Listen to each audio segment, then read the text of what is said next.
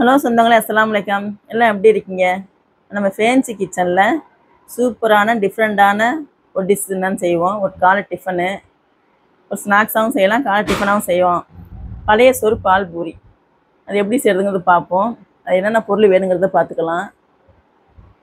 டிஃப்ரெண்ட்டாக சூப்பராக சுவையாக இருக்கும். குழந்தைங்க நல்லா விரும்பி சாப்பிடுவாங்க. அது எப்படி செய்கிறதுங்கிறது பார்ப்போம். நம்ம ஒரு கப்பு வறுத்த பச்சரிசி மாவு எடுத்துருக்குறோம். மாவு வறுத்துருக்கணும். பச்சரிசி மாவு, இடியாப்பம் மாவு, வறுத்த மாவு எடுத்துக்கங்க. அதே கப்பில் ஒரு கப்பு பொன்னி அரிசி சாதம் எடுத்துருக்குறோம். பொன்னி அரிசி சாதம், பொன்னி அரிசி சோறு எடுத்துருக்குறோம். ஒரு ஜாரில் போட்டு அதை மிக்சியில் போட்டு நல்லா அரைச்சிக்கலாம். ஒரு ஸ்பூனு ரவை போட்டிருக்கோம். தேவையான நல்லா உப்பு போட்டுக்குவோம். அரை உப்பு போட்டுக்கலாம். பால் ஊற்றி நம்ம நல்லா நைஸாக அரைச்சிக்குவோம். இந்த ரவை, சோறு, உப்பு, பால் ஊற்றி நல்லா நைஸாக அரைச்சிக்குவோம். பேஸ்ட்டாக அரைச்சதை நம்ம எடுத்து ஒரு வேறு ஏனத்தில் மாற்றிக்கலாம். அகலமான ஒரு பாத்திரத்தில் மாற்றிக்குவோம். நம்ம மாவையும் எடுத்து அதில் போட்டு நல்லா சப்பாத்தி மாவு மாதிரி பிணைஞ்சிக்குவோம். இந்த மாதிரி பால் ஊற்றி நல்லா அப்படி பிணைஞ்சிக்குங்க. தண்ணி ஊற்ற வேண்டாம், பால் ஊற்றி பிணைஞ்சிக்குங்க. சப்பாத்தி மாவு ரொம்ப டைட்டாக இருக்கும், அதை விட கொஞ்சம் லேசாக, கொஞ்சம் லூஸாக பார்த்து பிணைஞ்சிக்குங்க. இதே போல் எல்லா பாலையும் ஊற்றி நல்லா பிணைஞ்சிக்குங்க. 1.5 டம்ளர் பால் எனக்கு காய்ச்சி இருக்குது. கொஞ்சம் அதுக்கு மேலே கொஞ்சம் 2 ஸ்பூன் எண்ணெய் ஊற்றி நல்லா அப்படி பிணைஞ்சி வச்சுக்குவோம். ரெடி ஆகிடுச்சு மாவு.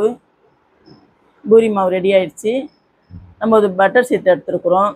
அடுப்பில் கடாயை வச்சு எண்ணெயை ஊற்றி காய வச்சுக்கலாம். ஒரு பட்டர் சீட்டில் எண்ணெய் தடவி வச்சுக்கலாம். அதே போல் இன்னொரு சீட்லேயும் கொஞ்சம் எண்ணெய் தடவி வச்சுக்குவோம்.